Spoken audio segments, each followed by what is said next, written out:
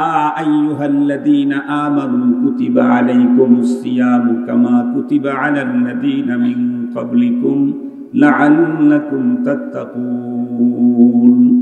ঈমানদার, তোমাদের উপরে সিয়াম ফরজ করা হলো যেমনটি ফরজ করা হয়েছিল তোমাদের পূর্ববর্তীদের উপরে। কেন কেন কেন? বলে সিয়ামের দ্বারায় তুমি মুত্তাকি হয়ে যেতে পারবে, তোমার ভিতরে তাকওয়া আর খোদাভীতি তৈরি হবে। রোজার দ্বারায় তাকওয়ার মেশিন চালু হয়ে যায়, খুব ভালো করে বুঝবেন। কিন্তু আমরা তো জীবনে 40 বছর পর্যন্ত রোজা রাখার পরে 100% মুত্তাকি হইলাম না, ভিতরে আল্লাহর ভয় পুরোপুরি ঢুকলো না। তার কারণ হলো আমরা রোজা রেখেছি বটে, রোজা রাখার দ্বারায় তাকওয়ার মেশিন যেটা চালু হয়েছিল এটাকে সংরক্ষণ করার জন্য আমার বডির দরজা জানালাগুলি বন্ধ রাখা দরকার ছিল, বন্ধ রাখতে পারি নাই, খোলা রেখে তাকওয়ার মেশিন চালু করেছি। এই কারণে রমজান যতদিন পর্যন্ত ছিল তাকওয়ার মেশিন চালু থাকার কারণে কিছুটা মুত্তাকি হয়েছিলাম। রমজান চলে যেতে না যেতেই আবারও পূর্বের মতোই হয়ে গেলাম। রমজানের রোজার দ্বারায় যে মানুষের ভিতরে আল্লাহর ভয়ের মেশিন চালু হয় তার প্রমাণ পৃথিবীতে একজন রোজাদার এমন দেখাইতে পারবেন না যেই রোজাদার রোজা রেখে তৃষ্ণায় কাতর, দিলটা ফেটে চৌচির, 30 তলা বিল্ডিং তার একাই, পুরা বিল্ডিং এর ভিতরে একজন জিন ইনসান কেউ নেই, মাঝখানকার 15 নম্বর তালার ভিতরে একাই বাস করলো আল্লাহর বান্দা। প্রচন্ড তাপদাহ গরমের কারণে দিল ফেটে চৌচির, তৃষ্ণায় বড় কাতর, মনে চাইতেছে একটু কোল্ড ড্রিঙ্কস করতে। ঘরের ভিতরে তার হাতের নাগালে 50 আইটেমের কোল্ড ড্রিঙ্কস আছে। উনি যদি সারা দিনে 50 বার পান করেন পৃথিবীর কেউ বুঝবে না, জানবে না। এরপরেও কোনো একজন আল্লাহর বান্দা রোজাদার এই সুযোগ গ্রহণ করে কখনোই কোল্ড ড্রিঙ্কস রোজাদার পান করে নাকি? কেন পান করে না? কার ভয়ে? কেউ তো দেখবে না, তারপরেও পান করে না কার ভয়ে? তাহলে বোঝা গেল এই তো রোজার দ্বারায় তাকওয়ার মেশিন চালু হয়েছে, তাই তো পান করে নাই। একজন যুবক যৌবনের চূড়ান্ত বাহার, যৌবনের এক ফোঁটাও সে বিপথে নষ্ট করে নাই, কোথাও ইউজ করে নাই, এমনই একজন টাটকা যুবক বন্ধুরা আমার পথ চলা শুরু করলো। রাত্রের গহীন দিনের বেলাতেই পথ চলা শুরু করলো। সে আরবের মরুভূমি, 100 কিলোমিটারের ভিতরে কোনো মানব দানব কোনো পশু পাখি কেউ নাই। মাঝখানে গিয়ে দেখা হলো বর্তমান পৃথিবীর মিস ওয়ার্ল্ড বিশ্ব সুন্দরীর সাথে। বিশ্ব সুন্দরী যুবককে ডেকে বলল, এরে যুবক, তুমি আমারে চিনো? আমি তো 2021-এর মিস ওয়ার্ল্ড বিশ্ব সুন্দরী। আমাকে 1 ঘন্টা কাছে পাওয়ার জন্য পৃথিবীর $1 বিলিয়ন আমাকে মানুষ অফার করেছে, পায় নাই। আমি তোমাকে অফার করতেছি, 1 টাকাও দিতে হবে না, আমার দেহটাকে তোমাকে দিলাম, তুমি ভোগ করো। বলেন তো দেখি, যৌবনের চাহিদা যতই থাক, মনের আবেগ যতই থাক, এরপরেও রোজাদার এই সুযোগ কোনোদিন গ্রহণ করতে পারে নাকি? করে নাকি? কেন পারে না? কার ভয়ে? বলেন তো দেখি। তাহলে তো তাকওয়ার দ্বারায় আল্লাহর ভয়ের মেশিন চালু হয়ে গেছে, রোজার দ্বারায় তো তাকওয়ার মেশিন চালু হয়েছে।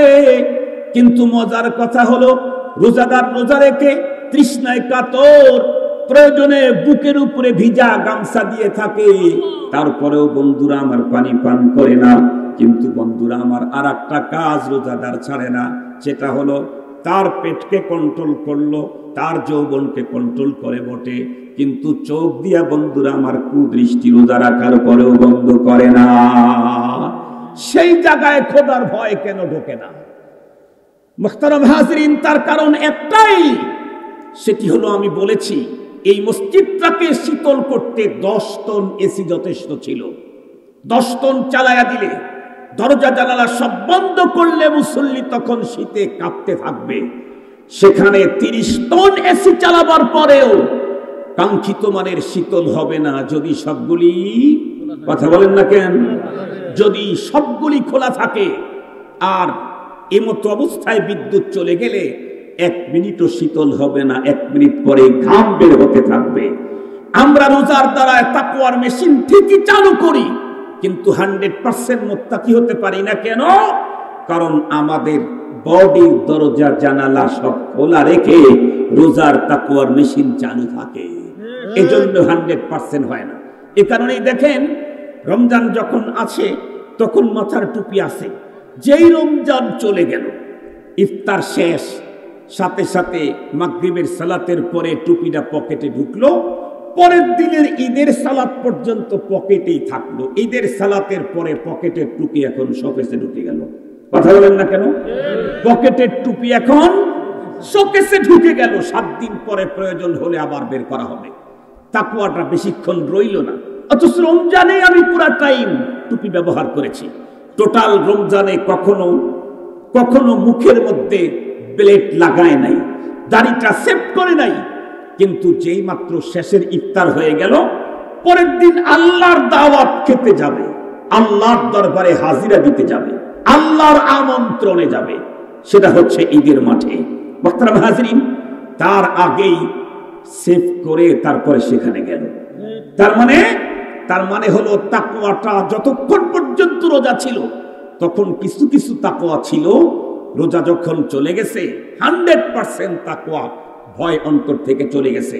তার কারণ আর কিচ্ছু না, রোজা দিয়ে তাকওয়ার মেশিন ঠিকই চালু হয়, ধরে রাখার জন্য দরজা জানালা, কথা বলেন না কেন, ধরে রাখার জন্য দরজা জানালা বন্ধ রাখতে হবে। আমরাও যদি দরজা জানালা বন্ধ রাখতে পারি, ইনশাআল্লাহ আহতাসিবু আলাল্লাহ, আমি গ্যারান্টি দিচ্ছি 1 বছরের 30টা রোজা দিয়েই আমি আপনি আল্লাহর বান্দা থেকে বন্ধ হয়ে যেতে পারবো। সেই দরজা জানালা কয়টা? বিশ্বনন্দিত শেখুল হাদিস আল্লামা জাকারিয়া রাহমাতুল্লাহি আলাইহি উনি ফাজাইলে আমালের ভিতরে লিখেছেন, 6 শর্ত মেনে যদি কেউ সিয়াম কিয়ামের আমল করে মাত্র 30 দিনে শর্ট করছে আল্লাহর বন্ধু হয়ে যেতে পারবে। আপনাদের কি এই রমজানে আল্লাহর বন্ধু হওয়ার শখ আছে? এই রমজানে আল্লাহর বন্ধু হতে চান? আল্লাহ, আমরা ওভার আগ্রহ পেশ করেছি, তুমি আমাদেরকে এই রমজানে তোমার বন্ধু বানায় নাও। আল্লাহ, তুমি এই রমজানেই তুমি আমাদেরকে তোমার বন্ধু বানায় নাও। আল্লাহ, তামাম আলমের মুসলমানদেরকে আসন্ন রমজানে মুত্তাকি আর তোমার ওলি হওয়ার তৌফিক দান করে দাও। তাপনামান, তাহলে এই 6 শর্ত মানতেই হবে, এই 6 শর্ত মানতেই হবে। এই শর্ত মানতে সরকারের কোনো বাধা নাই, প্রশাসনের কোনো বাধা নাই, ঝামেলা নাই, কোনো বাধা নাই, ফ্যামিলির কোনো বাধা আসবে না, শুধু আমি ঠিক করলেই কমপ্লিট, এমন কাজ এগুলি। মোহতারাম হাজিরিন, এই সংক্ষেপে 6টা শর্ত বলেই আমি আপনাদের কাছ থেকে বিদায় নেব। মোহতারাম হাজিরিন, 1 নম্বর, রোজা কি? রোজা হলো সুবহে সাদেক থেকে সূর্য অস্ত পর্যন্ত পানাহার আর কামাচার পরিত্যাগ করা নিয়তের সাথে, এর নাম হলো রোজা। কথা কি বুঝাইতে পারছি আপনাদেরকে? সুবহে সাদেক থেকে সূর্য অস্ত পর্যন্ত পানাহার কামাচার, এই 2টাকে নিয়ন্ত্রণ করা, এর থেকে বিরত থাকা নিয়তের সাথে, তার নাম রোজা। আমি জিজ্ঞেস করতে চাই, রমজান মাসে দিনের বেলায় খাওয়া বৈধ না অবৈধ? পান করা, স্ত্রীর কাছে যাওয়া, মানে বিশেষ সাক্ষাৎ করা অবৈধ। আমি জিজ্ঞেস করি, দিনের বেলায় খাওয়া আর পান করা এটা কি চিরস্থায়ী অবৈধ? সারা বছর, সারা জীবন না, শুধু রমজান মাসের জন্য সাময়িক হারাম, এটা সব সময়ের জন্য হালাল। মজার আশ্চর্য কথা হলো, রোজা রাখার পরে আল্লাহ পাক সাময়িকভাবে যেটাকে নিষেধ করলেন, সেই নিষেধ পৃথিবীর সব রোজাদারি মেনে নিল। কেউ কোনোদিন দিনের বেলায় খেয়ে রোজা রাখে না, পান করে রোজা রাখে না, স্ত্রীর কাছে যে রোজা রাখে না। কিন্তু এই স্থায়ীভাবে যেটা হারাম করলেন, রোজার দিনেও হারাম নাই, হালাল নাই, রোজার বাইরেও হালাল নাই, রমজান মাসেও অবৈধ, 11 মাস অবৈধ, চিরস্থায়ী অবৈধ। সেই চিরস্থায়ী অবৈধ জিনিস আমরা পরিহার করতে পারলাম না, তাহলে এটা কেমন রোজা? সাময়িকের জন্য যেটা অবৈধ ঘোষণা করলো শরীয়ত, সেটা মেনে নিলাম। চিরস্থায়ী অবৈধ ঘোষণা করেছে অপাত্রে তাকানো, কুদৃষ্টি, এটা কি শুধু রোজার জন্য হারাম না চিরস্থায়ী হারাম? কুকথা, এটা কি শুধু রমজান মাসের জন্য হারাম না চিরস্থায়ী হারাম? কুকথা, কুধারণা, এটা কি শুধু রমজানের জন্য হারাম না চিরস্থায়ী হারাম?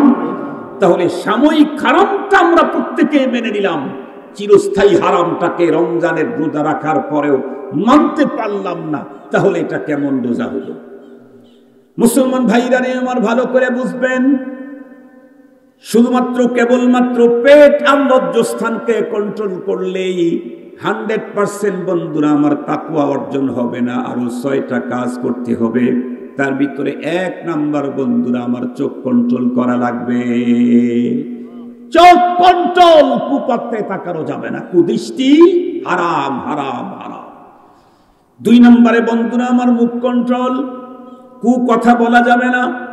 3 নম্বরে বন্ধুরা আমার কান কন্ট্রোল, কু কথা শোনা যাবে না। আপনাদের প্রত্যেকের জানা আছে বিশ্বনবীজির যুগে 2 জন মহিলা রোজা রাখার পরে 100 একদম নার্ভাস হয়ে গেল। বিশ্বনবীজির এক সাহাবী এসে পয়গম্বরকে বললেন, নবীজি অমুক গোত্রের 2 জন মহিলা রোজা রেখে সিরিয়াস নার্ভাস হয়ে গেছে, এখনো তো ইফতার করার লম্বা টাইম বাকি আছে, আপনি অনুমতি দিন, ওরা ইফতার করে জীবনটা রক্ষা পাক, নাইলে ওরা মরে যেতে পারে। বিশ্বনবীজি বললেন, ইফতারের অনুমতি নাই, তবে একটা কাজ করো, 2 মহিলার কাছে 2টা পাত্র পাঠিয়ে দাও, আর তাদেরকে বলো তারা যেন স্বেচ্ছায় বমি করে এই পাত্রের ভিতরে বমি করে দেয়। সাহাবী তাই করলেন, চলে গেলেন। 2 মহিলার কাছে 2টা পাত্র পাঠিয়ে দেওয়া হলো। নির্দেশ করা হলো, নবীজি বলেছেন তোমরা 2 জনে স্বেচ্ছায় পাত্রের ভিতরে বমি করে দিবা। বন্ধুরা আমার 2 মহিলা স্বেচ্ছায় পাত্রের ভিতরে যখন বমি করলো, বমি যেই জিনিসগুলি বের হয়ে আসলো, এগুলি দেখার পরে 2 মহিলাও আশ্চর্যান্বিত, দর্শকরাও আশ্চর্যান্বিত। কেন তারা দেখলো 2 পাত্রের ভিতরে তাদের মুখ থেকে বমিতে বেরিয়ে এসেছে তাজা রক্ত আর গোশত। 2 মহিলা অবাক, কারণ আমরা তো টোটাল দিনটাই রোজা রেখেছি, দিনের বেলায় খাইনি, সাহারিতেও যা খেয়েছি সে তখনও তো আমরা গোশত জাতীয় খাবার খাইনি, তাহলে গোশত আর রক্ত এলো কোথা থেকে? বিশ্বনবীজির কাছে নিয়ে যাওয়া হলো। পয়গম্বরের কাছে জানতে চাইলে পয়গম্বর উত্তর করলেন, এই 2 জন মহিলার একজন গীবত করতেছিল, আর একজন মজায় মজায় গীবত শ্রবণ করতেছিল। তার মানে জবান কন্ট্রোল করে নাই, কান কন্ট্রোল করে নাই।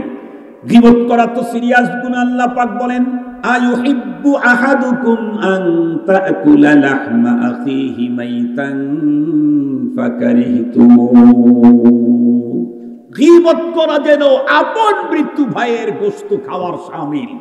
আল্লাহ পাক রব্বুল আলামিন পয়গম্বরের মুজিজা স্বরূপ এই নারীর গীবত শ্রবণ আর গীবত করাটাকে একদম বাস্তবিক দেখায়া দিয়েছেন, মুশাহাদায় আল্লাহ তাআলা নিয়ে এসে দিয়েছেন।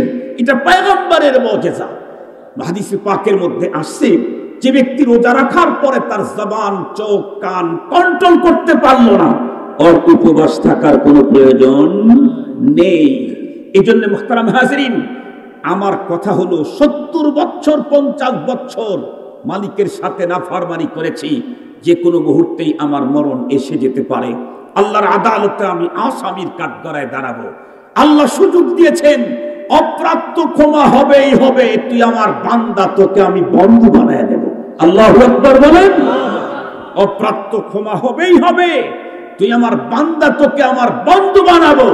মাত্র 1টা মাস আমি কি কন্ট্রোলে থেকে আল্লাহর বন্ধু হতে পারবো না? ইচ্ছা করলেই হবে, ইচ্ছা করলেই হবে, মুজাহাদা করলেই হবে। ইচ্ছাটা হতে হবে অত্যন্ত প্রবল। মানুষ কত অসাধ্যকে সাধ্য করে ফেলে, আর এটা তো একদম ইজি জিনিস। পৃথিবীর কোটি কোটি মানুষ এই কাজটা করেছেন। মুহতারাম হাজিরিন, এজন্য আমি আমার সাথে একদম 100% কি বলে, আমার সাথে চুক্তি করতে হবে। আমি আমার সাথে চুক্তি করব, আমার সাথে কন্ট্রাক্ট আমি করব। আগামী রমজানে চোখ অপত্রে তাকায় তুই আমাকে আল্লাহর বন্ধু হতে দিবি না, তোর মতো চোখের আমার দরকার নাই। মুখ তোর কারণে আমি আল্লাহর বন্ধু হতে পারবো না, তোর মতো মুখের আমার দরকার নাই। কান তোর কারণে আমি আল্লাহর দোস্ত হতে পারবো না, তোর মতো কানের আমার প্রয়োজন নাই। কান তুই যদি আমার হয়ে থাকোস, আমার কন্ট্রোলে চলতে হবে। মুহতারাম হাজিরিন, একটু শক্ত অবস্থান নিলেই আমরা কন্ট্রোল করতে পারবো। 4র্থ নাম্বার বন্ধুরা আমার, অঙ্গ প্রত্যঙ্গ কন্ট্রোল। অঙ্গ প্রত্যঙ্গ দিয়েও কোনো অপরাধের কাজ সংগঠিত করা যাবে না। 5ম নাম্বার হলো বন্ধুরা আমার, এত কিছু করার পরেও 5ম নাম্বারের ক হলো, সাহারি আর ইফতারের ভিতরে খেতে হবে 100% হালাল খাবার। সাহারিতে হালাল, ইফতারে হালাল, এমনটি যেন না হয় সাহারিতে 15 আইটেম, ইফতারে 45 আইটেম কিন্তু হারাম। এরকম যদি হয়, আমি আগেই বলেছি হারাম খোর আল্লাহর বন্ধু, কথা বলেন, হারামও খাবে আবার বন্ধু হবে, এটা টাইমে হবে না। এক সময় হারাম খেয়েছি, এখন আমি তওবা করেছি, এখন আমি বন্ধু হতে পারবো। হারামও খেতেই থাকবো আর বন্ধু হতেই থাকবো, এই দুইটা একসঙ্গে হয় না। মুহতারাম হাজিরিন, এজন্য 25 আইটেমের খাবার দরকার নাই রমজানে। সাহারিতে যদি পানি ভাত, পান্তা ভাত হয়, আর ইফতার করতে যদি কিছু না পায়, শুধু পানি দিয়ে ইফতার করে, তারপরেও সে আল্লাহর বন্ধু হতে পারবে। কিন্তু 50 আইটেমের হারাম খোর ইফতারওয়ালা কখনো আল্লাহর বন্ধু হতে পারবে না। 50 আইটেমের ইফতারি কিন্তু হারাম টাকায় হবে না, হবে না, আল্লাহর দোস্ত হওয়ার সুযোগ তার নেই। 5 নাম্বার খ হলো, হযরত উলামায়ে কেরাম বলেন, হালাল টাকার খাবার হলেও ইফতারে উদর ভরে না খেতে হবে। ইফতারে উদর ভরে না খেতে হবে। তার মানে ধরে নেন, এমনি তো 3 বেলায় খাই, 3 বেলায় একজন মানুষ 3 লিটার খাবার খায়। এখন সে রমজান মাসে সাহারিতে খেয়েছে 1.25 লিটার, ঠিক আছে, সাহারিতে একটু বেশি খাওয়া দরকার, পুরা দিনটা গ্যাপ থাকবে। ইফতারে গিয়ে একবারে বসতে তো একদম 1.5-2 লিটার 1.25 লিটার একবারই খেয়ে ফেলছে। তাহলে সারা দিনের চাইতে এখন কম হইল না আরো বেশি হইল? বেশি হয়ে গেল। এই যে উদর ভরে খাওয়া, এটা শুধুমাত্র কেবলমাত্র তাকওয়াকেই বিঘ্নিত করবে না, আমার সুস্থতাকেও আক্রান্ত করবে। শুধু আমার আল্লাহর ভয় অন্তরে তৈরির ব্যাপারে বাধাগ্রস্ত করবে তাই না, আমার সুস্থতাকেও বাধাগ্রস্ত করবে। পুরা দিনটা স্টমাক ছিল এমটি, হঠাৎ করে যদি চাপায় দেন, কি হতে পারে? আর যুবক ভাইরা খুব সহজে বুঝবে, যারা হুন্ডা চালান তারা ভালো বুঝবেন। হুন্ডা স্টার্ট করার পরে প্রথমেই 4 নাম্বার গিয়ারে দিয়ে টান দিলে চলে না বন্ধ হয়ে যায়? বন্ধ হয়ে যায়। হুন্ডা স্টার্ট করে প্রথমেই 4 নাম্বার গিয়ার ফেলে যদি টান দেন, হুন্ডা বন্ধ হয়ে যায়। মুহতারাম হাজরিন, কেন? কারণ 4 নাম্বার গিয়ার চলতে চাইলে রান তুলতে হবে আগে, ও তো বন্ধ ছিল, দাঁড়ানো গাড়ি, প্রথমেই 4 নাম্বার গেলেন, বন্ধ তো হবেই। সিস্টেম কি? প্রথম স্টার্ট করার পরে 1 গিয়ার ফেলবেন, একটু যাবেন, রান উঠবে, আর 1 গিয়ার ফেলবেন, আরো একটু রান উঠবে, আর 1 গিয়ার ফেলবেন, আরো একটু রান উঠবে, আর 1 গিয়ার ফেলবেন, শেষ গিয়ার ফেলেছেন। এরপরে কত টানতে পারবেন? টানতে টানতে এক্সেলেটর একদম শেষ করে দেন, প্রয়োজনে হুন্ডা আপনাকে ফালায়া হুন্ডা একাই যাবে, তাও হুন্ডা বন্ধ হবে না। তারপরে হুন্ডা বন্ধ হবে না। আমি কিন্তু আলহামদুলিল্লাহ সাইকেল, রিক্সা, ভ্যান, হুন্ডা, প্রাইভেট, ট্রাক সব চালাইতে পারি, এবং আলহামদুলিল্লাহ সব আমার ছিল, এখনো আছে। এই সবই যা বললাম, এই সবগুলাই আমার বাসায় আছে আলহামদুলিল্লাহ। রিক্সা ভ্যানও ছিল একটা সময়, বিক্রি করে দিছি। আমি রিক্সা চালাই নেই, ওই যে ভাড়াতে গরিব দুঃখীদেরকে অনেককে দিয়ে দিলে, ভাই আমি চলতে পারতেছি না, তো দিয়ে দিলাম কিনে, তুই আমাকে এত টাকা দিয়া রিক্সা তোর, ও ধীরে ধীরে মাসে মাসে দিয়ে বাস রিক্সা দেওয়ার হয়ে গেল আলহামদুলিল্লাহ। এরকম আলহামদুলিল্লাহ কিছু মানুষকে দিয়েছিলাম, আলহামদুলিল্লাহ সব চালাইতে পারি, এগুলোর উপর অভিজ্ঞতা আছে। আগামী দিনে টার্গেট আছে, হায়াতে যদি কুলায় তাহলে হেলিকপ্টারটা চালান শিখবো ইনশাআল্লাহ। আল্লাহ তাআলা যেন তৌফিক দান করে। আর সবগুলার হলো পিছনে হলো আল্লাহ পাকের দ্বীনের আমার টার্গেট। আমি আল্লাহকে বলছি, আয় আল্লাহ, সূর্য তোমার তৈরি, আমিও তোমার তৈরি। তুমি সূর্যের ব্যাপারে লাকাদ কাররামনা বলো নাই, আমার ব্যাপারে বলেছো। তুমি সূর্যের ব্যাপারে বলো নাই আফি আহসানে তাকওয়িম, আমার ব্যাপারে বলেছো। তো সূর্য যদি তোমার তৈরি হওয়ার পরে পৃথিবীর এত মানুষকে আলো দেয়, তো আমি কেন পৃথিবীর এতগুলা মানুষকে তোমার পক্ষে ডাকতে পারবো না? সুযোগ তুমি আমাকে দান করো। তোমার সূর্য পৃথিবীর যত মানুষকে আলো দেয়, অত জায়গার মানুষকে তোমার দিকে ডাকার তৌফিক সুযোগটা আমাকেও দাও। আমি তো তোমার। মুহতারাম হাজিরিন, এই দোয়াটা আমি সব সময় করি আল্লাহ পাকের কাছে, আল্লাহ তোমার সূর্য পৃথিবীর যত মানুষকে তাপ দেয়, অত জায়গার মানুষকে তোমার পক্ষে ডাকার, অত দেশের মানুষকে তৌফিক আমাকে দান করো। ইয়া বামুরা ইয়া নায়াবাম জুস্তজুই মিকুনাম হাসিলা ইয়াদ ইয়া নায়ায়াত আরজুই মিকুনাম। আশা করলেই তো দেখি, নিয়াতুল মুসলিম খায়রুম মিন আমালিহি, নিয়ত করেছি পারি আর না পারি মালিকের কাছ থেকে মজুরি পেয়ে যাব। মুহতারাম হাজিরিন, 5 নম্বরের কথা মনে থাকবে তো ইনশাআল্লাহ।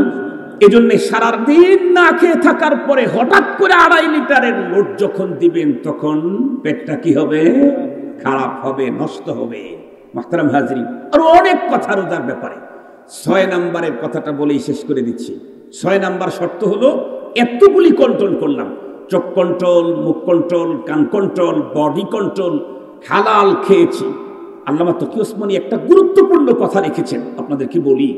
যদি কারো এমন হয় যে হুজুর আমি এখন যে ইনকাম সোর্স আমার আছে এটা 100% হালাল না, এটা আমি জানি, যেমন ব্যাংকিং চাকরি আমার বা অন্য কোনো পথে আমার কাছে হালাল ইনকাম আসে, হারাম, তাইলে আমি কি করবো? রমজানে আমি এত কষ্ট করে তাহলে কি রোজা রাখা বন্ধ করবো?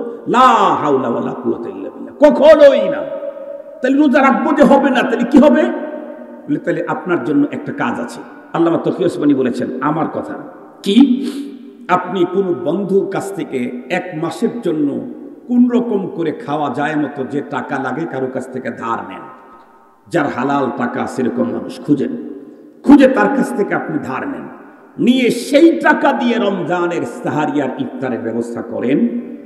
এখন কথা হলো হুজুর পরবর্তীতে আমি টাকাটা পরিশোধ করতে যাব, সেটা তো আমার ইনকাম থেকেই দিতে হবে। ওইটা তো ওইটাই তো তর্জমা বুঝছেন তো আপনারা?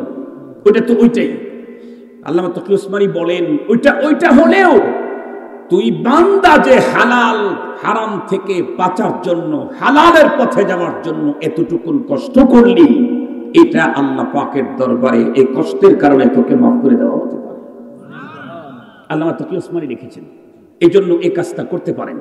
6 নাম্বার হলো সবকিছু করার পরেও কখনো মনের মধ্যে ভাব আনা যাবে না। যার ভাব ঢুকলো তার অভাব জীবনে শেষ হবে না। যার মনের ভিতরে ভাব ঢোকে তার অভাব জীবনে শেষ হবে না। সবার সাথে ভাব দেখানো যায় না, রবের সাথে তো ভাব দেখানোর কোনো সুযোগই নাই।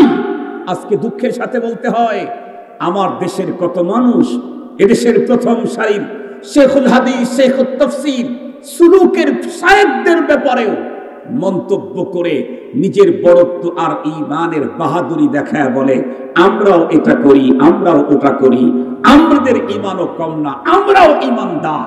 এই জাতীয় ভাব যারা দেখায় তাদের দুনিয়া আখিরাতে কোনোদিন অভাব ফুরাবে না।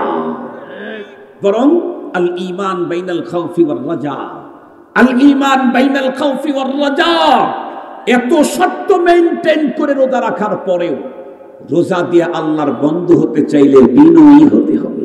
কি আল্লাহ, যেইভাবে রোজা রাখার সিস্টেম তুমি দিয়েছো আমার দ্বারা এটা হয় নাই, আমি নষ্ট, আমার রোজাটাও নষ্ট, আমি কমজোর, আমার রোজাটাও কমজোর, আমি নালায়েক, আমার রোজাটাও নালায়েক, আমি যেমন অসুন্দর আমার রোজাটাও অসুন্দর। এই ভিতরে ভাব থাকতে হবে 24 ঘন্টায়। ইফতারের মুহূর্ত যখন ঘনায় আসবে তখন দিলের ভিতরে বেশি আতঙ্ক থাকতে হবে, কিছুক্ষণ পরেই তো রোজার ইফতার হবে, রোজাগুলা মালিকের দরবারে হাজির করা হবে, আমার নষ্ট রোজা মালিকের কাছে দিলে এই রোজা তো কবুল হবে না। এজন্য বিনয়ের সাথে কাঁদতে থাকবে আর চোখের পানি ঝরাইতে থাকবে আর বলতে থাকবে, ইয়া রব, কত মানুষ উন্নত রোজা তোমার কাছে পৌঁছায় দিয়েছেন, আমি নষ্ট রোজা পাঠিয়েছি। কত মানুষ উন্নত রোজা পাঠিয়েছেন, আমি নিম্নমানের রোজা পাঠিয়েছি। আমার রোজা তোমার কাছে পৌঁছাবার, তোমার কাছে দেওয়ার মতো উপযুক্ত না। তুমি তোমার দয়া দিয়া নেককার বান্দাদের উন্নত রোজার ভিতরে আমারটাকেও তুমি কবুল করে নাও। যেই বান্দা এত শর্ত মেনটেন করার পরেও ইফতারের আগ মুহূর্তে বিনয়ের সাথে চোখের পানি ছেড়ে কান্নাই করতে থাকবে, রোজা উন্নত না হলেও রব্বে কারীম বলবে রোজাটা ভালো দিতে পারিস নাই, কিন্তু কান্নাটা খুব মজা হয়েছে, যা তোরে আমার বন্ধুর সিরিয়ালে দিয়া দিলাম। মানুষ বলে না মেজবানি খাইতে গিয়া কয় না কোনোটাই সুন্দর হয় নাই, তবে বুরহানি যে দিছে না একদম এক্সিলেন্ট, কোনোটাই সুন্দর হয় নাই, বুরহানিটা খুব ভালো হয়েছে। এই জন্য প্রশংসা করতে করতে যায় খাওয়া, সবকিছু সুন্দর হয় নাই। ওইখানে যাওয়ার পর রাস্তাঘাট খুব খারাপ ছিল, কিন্তু মেহমানদারি যা করছে একদম সিরিয়াস, রাস্তাঘাট খারাপটা ভুলে গেছে এখন একটার কারণে। রব্বুল আলামিনের সামনে ওই মানের রোজা আমি উপস্থিত করতে পারতেছি না, তো কান্না দিয়েও কি মালিকের কাছে চোখের পানিটাও দিয়ে দিতে পারবো না ইনশাআল্লাহ? পারবো না ইনশাআল্লাহ? আল্লাহ পাক আমাদের সকলকে আগত রমাদানুল মুবারকে 6 শর্ত মেইনটেইন করে সব দরজা জানালা গ্যাপ ট্যাপ বন্ধ করে সিয়ামের মাধ্যমে তাকওয়ার মেশিন চালু করে 100% মুত্তাকি হওয়ার তৌফিক আমাদেরকে দান করুন। সম্মানিত উপস্থিতি, আমি লম্বা টাইম কথা বলার সুযোগ নাই। আমার বন্ধুবার হযরত মাওলানা দিলওয়ার সাহেব বলেছেন যে আমার আর একটা প্রোগ্রাম আছে, আর আমি ওয়াদাকে খুব বেশি গুরুত্ব দিই। ওয়াদা, কথা যেটা বলা হয়, কমিটমেন্ট, এটা ঠিক রাখার জন্য চেষ্টা করি। ওইখানে যেহেতু একটা টাইম দেওয়া আছে, সেই টাইমে উপস্থিত হওয়ার জন্য চেষ্টা করবো ইনশাআল্লাহ। মাঝখানে আমার সাথী, আমরা একসঙ্গে জামিয়া রহমানিয়া থেকে দাওরা হাদিস পড়েছি, আমি দিলওয়ার ভাই সহ আমরা মনে হয় 48 জন ছিলাম, কেন ভাই? 48 জন সাথী ওই বছর রহমানিয়াতে পড়ি। আমরা বর্তমান সময়ে বাংলাদেশের সবচেয়ে আলোচিত আলোচক কারাবন্দী আলেম মামুনুল হকের আমরা সিনিয়র। মামুনুল হক আমাদের 1 বছরের জুনিয়র। তো ভাইয়ের এখানে আসতে পেরেছি, এটা হলো কত লম্বা টাইম দেখা হয়, কিন্তু এই আজকের মতো এত লম্বা টাইম কাছাকাছি থাকার সুযোগ হয় না। এই জন্য আজকের বয়ানও এক টার্গেট, তাছাড়া বন্ধুবর মাওলানা সাহেবের বাসায় আসা, এটাও একটা টার্গেট। আমি ভাই আপনাদেরকে একটা দ্বীনি প্রতিষ্ঠান সবাহি মক্তব অথবা মক্তব বা মাদ্রাসা, এটার মাত্র 80 থেকে 90 হাজার টাকা লাগবে ঘরের কাজটা কমপ্লিট করতে। আপনাদের কাছে বিনয়ের সাথে আবেদন করেছেন। আসলে আমার দেশের মানুষ এই মুক্তবার মাদ্রাসার প্রয়োজনীয়তা, এটা কি দামি জিনিস, এটা আসলে এখনো উপলব্ধি করতে পারেনি। মুক্তব আর মাদ্রাসা এটা কি, এটার দাম, এটার কাম কি, এটা যারা উপলব্ধি করতে পেরেছিলেন তারা তাদের টোটাল জীবনটাই শুধু এই মুক্তবার মাদ্রাসার পিছনে কাটিয়ে দিয়েছেন। টোটাল জিন্দিগি, অন্য কোনো কাজে তারা এত বেশি আবেগী ছিলেন না। মুক্তবার মাদ্রাসার জন্য যেই পরিমাণে আবেগী হতেন ওনারা, তার মধ্যে একজন বাংলাদেশের মুত্তাফাক আলাই বুজুর্গ মুহাম্মদুল্লাহ হাফিজ হুজুর রহমাতুল্লাহ আলাই, যার কথা কিছুক্ষণ আগেও এখানে আলোচনা হয়েছে। হযরত কি বলেছিলেন নির্বাচনী ইশতেহারে, আমি যদি এদেশের চেয়ারে যেতে পারি, ক্ষমতায় যেতে পারি, আমার প্রথম কাজ হবে 68,000 গ্রামে 68,000 মক্তব কায়েম করা। মানুষ তখন বুঝে নাই, আরে উনি যাবেন রাষ্ট্রপ্রধানের চেয়ারে, ফোরকা নিয়ে মক্তব নিয়ে চিন্তা ভাবনা, একে দিয়ে রাষ্ট্র চলবে না, এই চিন্তা মানুষের মধ্যে তখন তৈরি হয়েছে। হযরতের এ কথার তাৎপর্য হাজার হাজার তো আলেমরাও তখন বুঝে নাই, সাধারণ মানুষ তো দূরের কথা। মূলত হাফিজ হুজুর রহমাতুল্লাহ আলাই 68,000 গ্রামে 68,000 মাদ্রাসা কায়েম করতে চাওয়ার অর্থ doctor, doctor, brigadier, lieutenant, colonel, general এগুলি তৈরি করা না। 68,000 গ্রামে 68,000 মক্তব কায়েমের অর্থ হলো এদেশের প্রতিটি মুসলমানের ঘরে জন্ম নেওয়া সন্তানকে মুসলমান বানায়া জান্নাতের উপযুক্ত করে গড়ে তোলা। অমুসলিমের জন্য তো জান্নাত নাই, বেঈমানের জন্য তো জান্নাত নাই, এটা কোরআনে পাকের সর্বস্বীকৃত কথা। জান্নাত পেতে চাইলে ঈমানদার হতে হবে, ঈমান থাকতেই হবে। ঈমানকে বাদ দিয়ে জান্নাতি হওয়ার কোনো অপশন নেই। আর সেই ঈমানদার তৈরির কারখানা হলো এই মুক্তবার মাদ্রাসা। এই জন্যই তো এখন দেখেন অনেক বড় শিক্ষিত হচ্ছে মানুষ, মাগার ঈমানদার হচ্ছে না।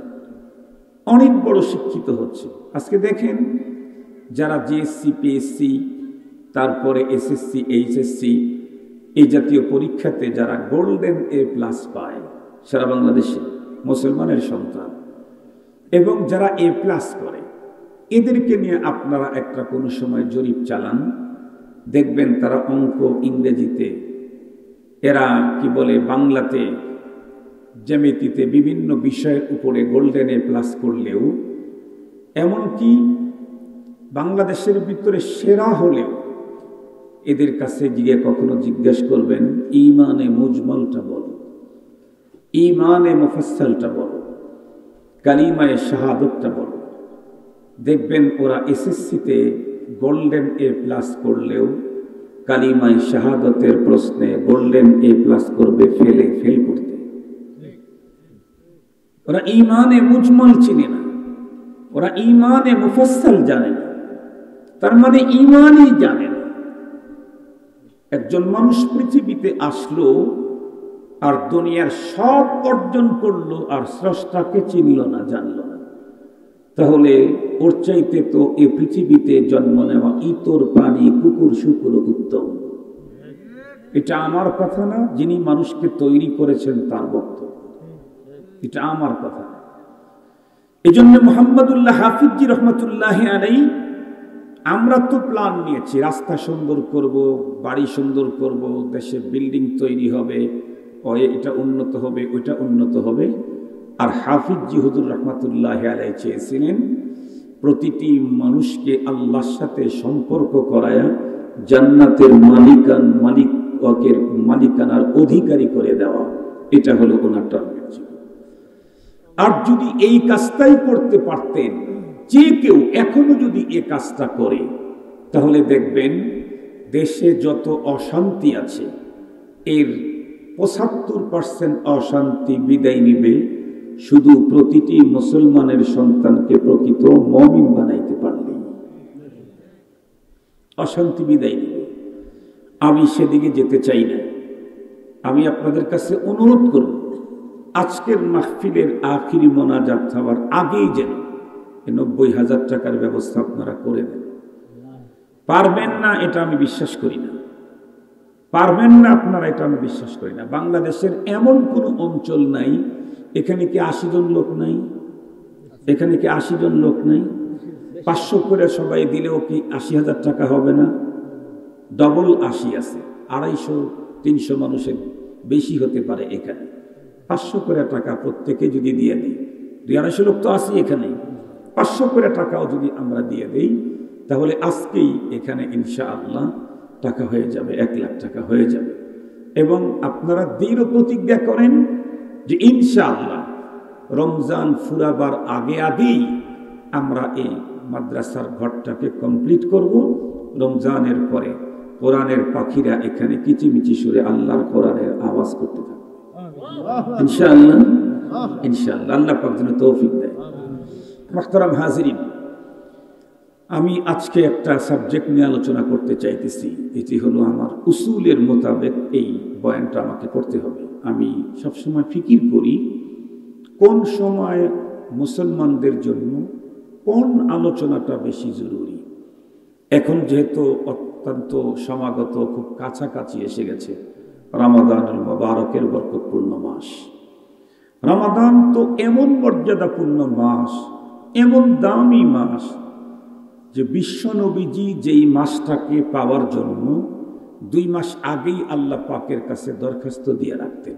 আল্লাহু আকবার। বিশ্বনবীজি, যে নবী সকল নবীদের নবী, যার জীবনের পূর্বাপর সকল গুনাহ অগ্রিম ক্ষমা, যাকে নবুয়তের আগে এবং পরে কোনো গুনাহ হতেই দেন নাই, আল্লাহ নিজ হাতে বিশেষ কায়দায় হেফাজত করেছেন। সুবহানাল্লাহ। যেই মানুষ তার হাতের ভিতরে শাফাআতে কুবরার চাবি, আখিরাতে শাফাআতে কুবরা ওপেন না হলে কোন নবী রাসূল কেউ সুপারিশ করার সুযোগ পাবে না। সেই মানুষটা এই মাসটাকে পাওয়ার জন্য ২ মাস আগে আল্লাহ পাকের কাছে দরখাস্ত দিয়ে রাখছে। তাহলে এ মাসের মর্যাদা উপলব্ধির জন্য নবীজির ২ মাস আগে দরখাস্ত দেওয়াটাই যথেষ্ট। যারা বুঝে, যাদের আকল বসিরত আছে। মুহতারাম হাজিরিন, এই দরখাস্তটা আমরাও দিয়েছি। আল্লাহুম্মা বারিক লানা ফি রজব ওয়া শাবান ওয়া বাল্লিগনা রমাদান, এই দরখাস্তটা আমরাও দিয়ে রেখেছি। এখন কথা হলো, নবী আলাইহিস সালাম বিশ্ব নবী, নবীদের নবী। উনি রমজানুল মুবারকের মাসটাকে পাওয়ার জন্য 2 মাস আগে থেকে দরখাস্ত দিতেন। তো এই মাস এত বড় কি মর্যাদার মাস, এই মাসে এত বড় কি দামি জিনিস, এটা বুঝাবার জন্য আমি একটা বিষয়, রমজানের উপরে তো অনেক বিষয়ে কথা আছে, আমি একটা দিক নিয়ে আলোচনা করব। সেটা হলো কোরআনুল কারীমে আল্লাহ তাআলা পৃথিবীর সব মানুষকে সম্বোধন করে রোজার এই হাদিয়াটা দেন নাই। রোজার এই হাদিয়া আল্লাহ পাক, এই গিফট, এই অফার দিয়েছেন শুধুমাত্র কেবলমাত্র তার প্রিয় মানুষদেরকে। সুবহানাল্লাহ বললেন না? যে এই পৃথিবীতে আল্লাহ পাকের প্রিয় কারা, আল্লাহ পাক নিজেই বলেন।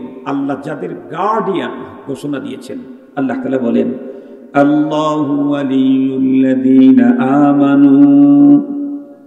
আল্লাহ নিজেই গার্ডিয়ান, মুরব্বী কাদের? আল্লাযীনা আমানু, যারা ঈমানদার তাদের। ঈমানদারদের ব্যাপারে আল্লাহ পাক আবার বলেন যে ঈমানদাররা আল্লাহ পাকের সাথে কেমন সম্পর্ক। আল্লাহ বলেন ওয়াল্লাযীনা আমানু আশাদ্দু হুব্বান লিল্লাহ। পৃথিবীর ঈমানদার যারা, তারা পৃথিবীর সবকিছুর চাইতে সর্বাধিক মোহাব্বত করে কাকে? আল্লাহকে। এখন আপনারা বলেন তো দেখি, কেউ যদি কখনো কোনো বড় ধরনের গিফট বা অফার দিতে চায়, তাহলে সে কি তার দুশ্মনকে দেবে না দোস্তকে দেবে? নিঃসন্দেহে। উন্নত মানের গিফট কেউ কাউকে করতে চাইলে এটা দুশ্মন কখনোই পাবে না, এটা পাবে দোস্ত। দোস্তের মধ্যেও আবার কোয়ালিটি আছে। নর্মাল দোস্ত, নর্মাল হাদিয়া।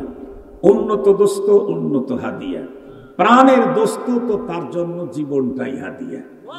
আয়ে দোস্ত আগার যা তলবি আবাতু দেহম, ওয়াজ জাঁচে আজিজম তলবি আবাতু দেহম। দোস্ত তুমি যদি আমার কাছে জীবন চাও, আমি জীবন তোমাকে দেব। জীবনের চাইতে দামি কিছু যদি চাও আর আমার কাছে দেওয়ার সক্ষমতা থাকে, তাও তোমাকে দেব। মুহতারাম হাজরিন, তো রব্বুল আলামিন আমাদেরকে খুব বেশি মুহাব্বত করেন ঈমানদারদেরকে। এই জন্যে সবচাইতে বড় উপঢৌকন, বড় অফার, সেটা হলো সিয়াম। এটা আল্লাহ পাক আমাদেরকে দিয়ে দিয়েছেন। সুবহানাল্লাহ বলেন। সিয়াম, রোজা, এটা শুধুমাত্র কেবলমাত্র আল্লাহ পাকের পক্ষ থেকে আমাদেরকে দেয়া ইসলামের একটা বিধান, একটা রুকুন না, নিছক একটা রুকুনই না, বরং রোজাটা মূলত আল্লাহ পাকের পক্ষ থেকে ঈমানদারদের জন্য বড় ধরনের গিফট। কত বড় গিফট, এই কথাটা বর্ণনা করতে গেলে 4-5 দিন 4-5 বার বসতে হবে। যে রোজা আল্লাহর পক্ষ থেকে ঈমানদারদের জন্য দেওয়া কত বড় গিফট। দুনিয়াতে কি ফায়দা, স্বাস্থ্যের কি ফায়দা, আত্মার কি ফায়দা, পরপারের কি ফায়দা, দুনিয়াতে কি পাওনা, আখেরাতে রোজার দ্বারায় কি পাওনা, এই জাতীয় এক একটা সাবজেক্টের উপরে আপনাদেরকে বুঝাইতে চাইলে 5টা সবক 5টা দিন শুনতে হবে। আমি এতগুলি কথা তো পেশ করতে পারবো না। আজকে একটা কথা বলবো। আল্লাহ পাক যেটা কোরআন শরীফের তেলাওয়াতকৃত আয়াতে কারিমাতে বলেছেন, আল্লাহ তাআলা বলেন ইয়া আইয়ুহাল্লাযীনা আমানু, হে ঈমানদার, কুতিবা আলাইকুমুস সিয়াম, তোমাদের উপরে সিয়াম ফরজ করা হলো, কামা কুতিবা আলাল্লাযীনা মিন ক্বাবলিকুম, যেমনটি ফরজ করা হয়েছিল তোমাদের পূর্ববর্তীদের উপরে। কেন? লাআল্লাকুম তাত্তাকুন। লাআল্লা ফি কালামিল্লাহি লিল জাজমি ওয়াল ইয়াকিন, যাতে করে তোমরা আমার বন্ধু হয়ে যেতে পারো। সুবহানাল্লাহ বললেন না? যে লাআল্লাকুম তাত্তাকুন এর তরজমা আমি বললাম যাতে করে বন্ধু হতে পারো। কেন? কোরআনে পাকের এই আয়াতে আল্লাহ তাআলা বলেছেন রোজার দ্বারায় মুত্তাকি হতে পারবো। আর আরেক আয়াতে বলেন আল্লাহ তাআলা ইন আউলিয়াউহু ইল্লাল মুত্তাকুন। ইন আর ইল্লা দিয়ে হসর হয়, হসর, এটা উলামায়ে কেরাম বুঝবে। ইন আর ইল্লা এটা দিয়ে হসর বোঝানো হয়। শুধুমাত্র কেবলমাত্র মুত্তাকিরাই আল্লাহর ওলি। তাহলে রোজার দ্বারায় মুত্তাকি হওয়া যায়, আর মুত্তাকিরা আল্লাহর দোস্ত হয়। যারা মান্তিক পড়ছে তারা জানে সগরা কোবরা মিলায়া হদ্দে আওসাদকে ফেলে দিলে নতিজা বের হয়। সুতরাং রমজানের রোজার দ্বারায় আল্লাহর বন্ধু হওয়া যায়। এজন্য আমি বলি রমজানুল মুবারকের এই ইবাদত আল্লাহ পাক আমাদেরকে দিয়েছেন সিয়াম, আল্লাহ তার বান্দাদেরকে বন্ধু বানাবার জন্য। আল্লাহু আকবার বললেন না যে আল্লাহ তার বান্দাদেরকে কি বানাইতে চান? বন্ধু বানাইতে চান। এজন্য আমাদেরকে দিয়েছেন সিয়াম। সিয়ামের দ্বারা আল্লাহর বান্দারা আল্লাহর কি হয়ে যায়? বন্ধু হয়ে যায়। আমি সংক্ষেপে কথাটা বোঝাবার জন্য বলতেছি। আমাদের দাদা পিসাব হুজুর রহমাতুল্লাহি আলাইহি হরদুই হযরত নব্বর আল্লাহু মারকাদাহু ওয়া জাআলাল জান্নাতা মাসওয়াহু, আপনারা আমিন বলেন। উনি বলতেন আল্লাহর ওলি হওয়ার জন্য 3টা কোর্স আছে। কেউ যদি আল্লাহর দোস্ত হতে চায়, আল্লাহর ওলি হতে চায়, তাহলে তার জন্য কয়টা কোর্স? 3টা কোর্স। একটা কোর্স হচ্ছে লং কোর্স, আর একটা হচ্ছে শর্ট কোর্স, আর একটা হচ্ছে অতি শর্ট কোর্স। লং কোর্স কি? জীবনের শুরু থেকে মৃত্যুর আগ মুহূর্ত পর্যন্ত শরীয়তের সকল বিধান যথাযোগ্য মর্যাদায় পালন করে আল্লাহর ওলি হওয়া। এই পদ্ধতিতে আমরা আল্লাহর ওলি হতে পারি নাই। এই পদ্ধতিতে আমরা আল্লাহর ওলি হতে পারি নাই। এই অপশনটা আমাদের চলে গেছে। কেন? কারণ আমরা এখানে যারা আছি, আমাদের অনেকেরই জীবনে এখনো অনেক নামাজ অনাদায়ী রয়ে গেছে। জীবনে বালেগ হওয়ার পরে যে আমার উপরে নামাজ ফরজ ছিল, আল্লাহ পাকের অর্ডার, এই আল্লাহ পাকের হক তাকে সেজদা করা ছিল আমাদের জিম্মায়, এটা এখনো অনাদায়ী, আদায় করি নাই, অনাদায়ী রয়ে গেছে। তাহলে জীবনের শুরু থেকে শেষ পর্যন্ত পুরা শরীয়ত মেনে আল্লাহর দোস্ত হওয়ার সুযোগটা আমাদের হাতছাড়া হয়ে গেছে। অনেক লোক এখানে আছি আমরা, যাদের জীবনে অনেক রোজাও অনাদায়ী রয়ে গেছে। এখানে আমরা যারা আছি তাদের ভিতরে আজকেও আমাদের আল্লাহর দেওয়া চোখটাকে শরীয়তের বিধান অনুযায়ী আজকেও ব্যবহার করতে পারি নাই। এখানেও আমার মিস্টেক হয়ে গেছে। আল্লাহর দেওয়া কান আল্লাহর দেওয়া বিধান অনুযায়ী আজকেও ব্যবহার করতে পারি নাই, আজকেও মিস্টেক হয়ে গেছে। আল্লাহর দেওয়া জবান আল্লাহ পাকের বিধান অনুযায়ী আজকেও কাজে লাগাইতে পারি নাই, এখানেও মিস্টেক হয়ে গেছে। তার মানে জীবনের প্রতিটি ক্ষণে ক্ষণে মুহূর্তেই মালিকের নাফরমানি আমার দ্বারাই হচ্ছেই। সুতরাং টোটাল জীবনে মালিকের হুকুম মেনে আল্লাহর ওলি হওয়ার লং কোর্সে এই পদ্ধতিতে ওলি হওয়ার সুযোগটা আমি হারিয়ে ফেলেছি। তাহলে এখন যদি আল্লাহর ওলি হতে চাই, আমার সামনে আর কয়টা কোর্স আছে? 2টা কোর্স আছে। একটা হলো সংক্ষিপ্ত কোর্স, আর একটা হচ্ছে অতি সংক্ষিপ্ত কোর্স। অতি সংক্ষিপ্ত কোর্সের সময় মাত্র 5 দিন। কয়দিন বলেন? মাত্র 5 দিন। ইন কেস আরো 1 দিন বাড়ায়া 6 দিন, সেটা হলো হজ্জে বাইতুল্লাহ। বলেন এই কোর্সের নাম কি? হজ্জে বাইতুল্লাহ। বাইতুল্লাহর হজের দ্বারায় একজন মানুষ 1000 বছরের অপরাধী মাত্র 5 দিনে জীবনের সব গুনাহ মাফ নিয়ে আল্লাহর ওলি হতে পারে। বাইতুল্লাহর হজ এত কঠিন, এত দামি, এত মর্যাদাপূর্ণ ইবাদত বাইতুল্লাহর হজ। কিন্তু মুহতারাম হাজিরিন, এই 5 দিনে আর 6 দিনে আল্লাহর ওলি হতে চাইলে শুধু আল্লাহর ঘরে গেলেই হওয়া যাবে না, বরং শর্ত প্রযোজ্য। কোরআনে পাকের মধ্যেও আসছে, হাদিসে পাকের মধ্যেও এসেছে। যেই শর্তগুলি দেওয়া হয়েছে তার ভিতরে প্রথম গুরুত্বপূর্ণ 2 শর্তেই আমরা ফেল। 1 নাম্বার, হজ করতে চাইলে লাগবে হলো 2টা সক্ষমতা। একটা হলো টাকা, আর একটা শারীরিক সক্ষমতা। যেই টাকাটা হজের পারপাসে আমি ব্যয় করব, এই টাকাটা 100% হালাল হতে হবে। 100% হালাল। এখন বলেন আমাদের যে ইনকামের কন্ডিশন, তাতে 100% হালাল আমাদের ভিতরে এখন পাওয়া যায় না। আমি হারামখোর হব, আবার আল্লাহর দোস্ত হবে, ওই 2টা একসঙ্গে হতে পারে না। আমি হারামখোর হব অথচ আল্লাহর দোস্ত হব একই টাইমে না। দোস্ত হইলে হারাম ছাড়তে হবে, হারাম ধরে রাখলে দোস্ত হওয়ার সুযোগ নেই। তাহলে 1 নাম্বার শর্ত হলো হজের পারপাসে যে টাকা ব্যয় হবে এটা হালাল হতে হবে। 2 নাম্বার হলো আল্লাহর সন্তুষ্টি অর্জনই একমাত্র লক্ষ্য হতে হবে। এখন আমরা এখন কি দেখি, হজ বলেন আর ওমরা বলেন, মাত্র ঘর থেকে বের হলেই ফেসবুকে স্ট্যাটাস দিয়েই বের হই, চললাম জীবনের বড় কাঙ্ক্ষিত সফরে বাইতুল্লাহর মুসাফির হয়ে। কি বুঝায়? কি বুঝায়? উনি কেন যাচ্ছেন? কাকে দেখাবার জন্য যাচ্ছেন? এহরামের কাপড় পরেই সেলফি উঠায়া ছেড়ে দিল, দোস্ত হাবাবদের কাছে দোয়া চাই, চললাম জীবনের সবচেয়ে বড় সফরে। কত বড় গাদ্দার আজকের মুসলমান, কত বড় দুঃসাহসী। বাংলাদেশের রাজনৈতিক দলের এক দলের সাথে আর এক দলের সিরিয়াস টানাটানি, এক দল আর এক দলকে দেখতেই পারে না। আপন ভাই দলীয় ভিন্নতার রাজনৈতিক প্রতিপক্ষ হওয়ার কারণে হত্যা করে। এই নির্লজ্জকর, এই লজ্জাজনক দুর্ঘটনা বাংলাদেশের ইতিহাস রচনা করেছে।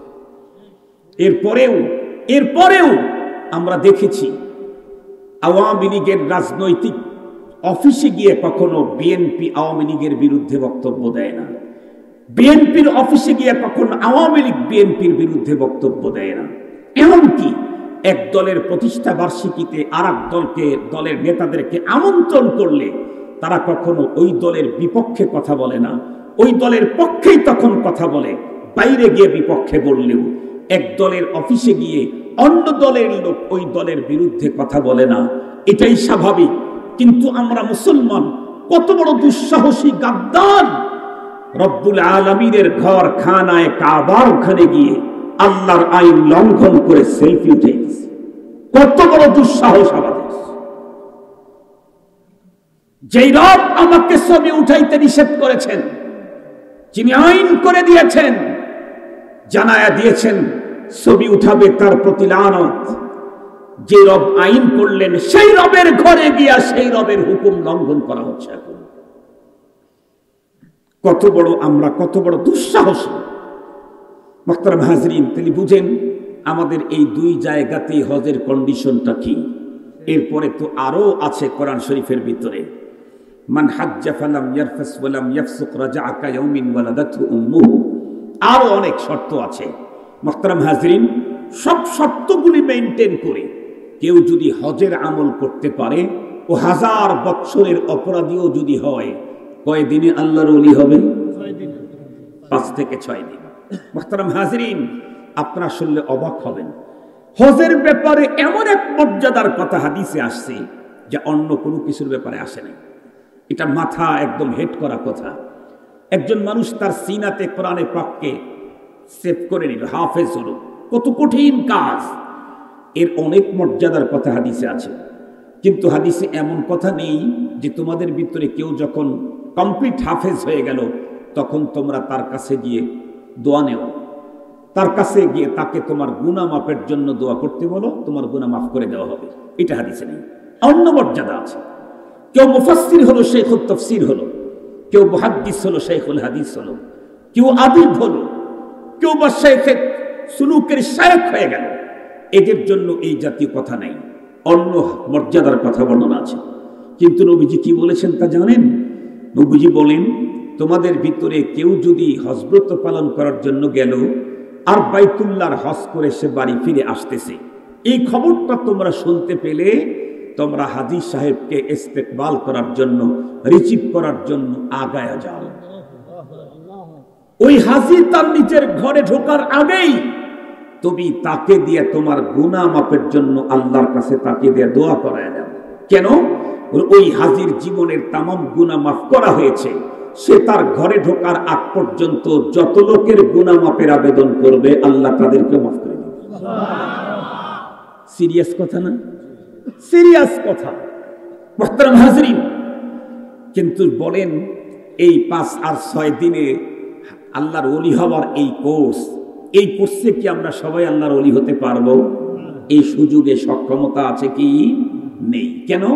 আমাদের বাড়ি অনেক দূর, আমাদের পকেটে টাকা নেই, পাখাও নেই যে উড়ে যাব, টাকাও নেই যে উড়োজাহাজে যাব।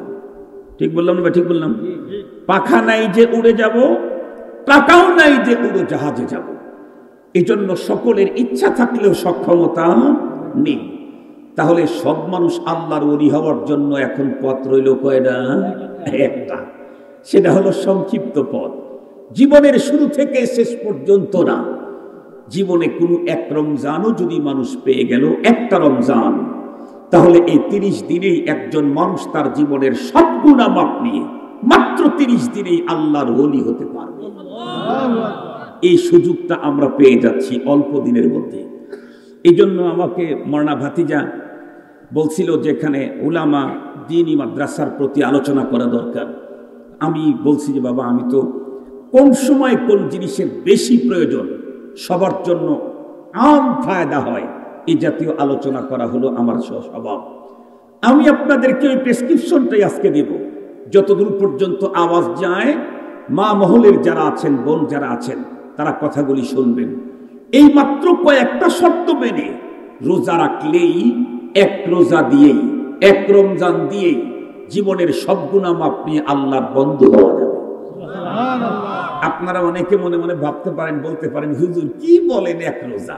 জীবনে 40 বছর হয় রোজা রাখি, একটা রোজাও নষ্ট করি নাই। 40 বছরের রোজা দিয়েও তো আল্লাহর ওলি হইতে পারলাম না। আর আপনি বলতেছেন এক রমজানের 30 রোজা দিয়ে আল্লাহর ওলি হওয়া যাবে। আমি বলি নাই তো, যিনি রোজার বিধান দিয়েছেন উনিই বলেছেন। আল্লাহু আকবার বলেন। এখন কথা হলো, তাই যদি হয় তাহলে আমার 40 বছরের রোজা দিয়েও কেন আল্লাহর ওলি হতে পারলাম না? ঘাবলাটা, সমস্যাটা কোথায়? জি, এই সমস্যাটা চিহ্নিত করে ট্রিটমেন্ট দেওয়ার জন্যই হযরত উলামায়ে কেরাম উম্মতের সামনে দাঁড়ায়। আপনাদেরকে সহজে বুঝবার জন্য একটা মিসাল দিই। আজকের এই মাহফিলের স্প্যান্ডেল যেটা আছে, ধরে নেন এটা একটা মসজিদ। স্বাভাবিকভাবে একটা মসজিদের ওয়াল হয় হলো 4টা, তাই না? 4 সাইডে 4টা। পশ্চিম সাইডের ওয়ালে কোনো দরজা জানালা স্বাভাবিকভাবে থাকে না। দরজা জানালা থাকে উত্তর দক্ষিণ ওয়ালে এবং পূর্ব দিকের ওয়ালে। তো ধরে নেন এই মসজিদটার যেই স্পেস, তাতে মসজিদটাকে শীতল করতে মাত্র 10 টন এসি হলেই যথেষ্ট। সেখানে এই মসজিদে এসি লাগানো হলো 30 টন, আরো 2 গুণ বাড়ায়া। এই মসজিদের ভিতরে দক্ষিণ উত্তরের জানালাতে ওয়ালের ভিতরে 8টা 16টা জানালা আছে। আর পূর্ব দিকের ওয়ালে 2টা আছে, 4টা আছে দরজা, 2টা আছে জানালা। সবগুলি খোলা রাখলাম। রাখার পরে 10 টনের পরিবর্তে 30 টন এসির সবগুলি চালায়া দিলাম। বলুন তো দেখি কি পরিমাণে ভিতরে ঠান্ডা হবে? একটু ভালো করে বলেন। একদম হবে না তা কিন্তু হবে। যেই মানের হওয়া দরকার সেই মানের হবে না। ঠান্ডা বাতাস যেহেতু বের হচ্ছে, কিছু তো ঠান্ডা থাকবেই, কিন্তু যেই মানের হওয়া দরকার সেই মানের হবে না। আর এই অবস্থা চলতে চলতে হঠাৎ যদি বিদ্যুৎ চলে যায়, তাহলে আগের মিনিটে বিদ্যুৎ চলে গেছে, পরের মিনিটে ঘড়ির কাঁটা যেতে যেতেই সব মুসল্লিদের শরীর থেকে ঘাম বের হবে। পক্ষান্তরে সবগুলি দরজা জানালা যদি বন্ধ করে দেন আর 20 টন এসি অফ করে মাত্র 10 টন এসি হাই পাওয়ারে চালায় দেন, দেখবেন ইমাম সাহেব যদি সালাতুল ইশাতে একটু লম্বা সূরা পড়তে থাকে, তাহলে দেখবেন শেষের রাকাতে গিয়ে বয়স্ক মানুষের কাঁপ শুরু হয়ে গেছে। এখন তার যেন কম্বল দরকার, তার যেন শীতের কাপড় দরকার। সালাম ফিরাইতে না ফিরাইতেই বৃদ্ধ লোকেরা বলবে, মুয়াজ্জিন সাহেব এসি কমায়া দেন। বলবে না? বলবে না? এই মতো অবস্থায় এশার সালাতটা শেষ করতে করতেই বিদ্যুৎ যদি চলে যায়, রমাদানুল মুবারকের মাস, দরজা জানালা সবই যদি বন্ধই থাকে, আমার মনে হয় ইমাম সাহেব যদি 1 ঘন্টাতে তারাবির নামাজটা শেষ করেন, 1 ঘন্টা পর্যন্ত শীতলতা থেকেই যাবে। পরের মিনিটেই গা গরম হওয়ার কোনো সুযোগ নেই। মুহতারাম হাজরিন, খুব ভালো করে বুঝবেন, তাহলে এসি চালাইলেই কাঙ্ক্ষিত মানের ঠান্ডা হবে না মসজিদ। এসি চালানোর পরে সেই এসির শীতলতাকে রক্ষা করার জন্য দরজা জানালা বন্ধ করতে হবে। মুসলমান ভাইরা রে আমার, ভালো করে বুঝবেন, আল্লাহ পাক রব্বুল আলামিন কোরআনুল কারীমের ভিতরে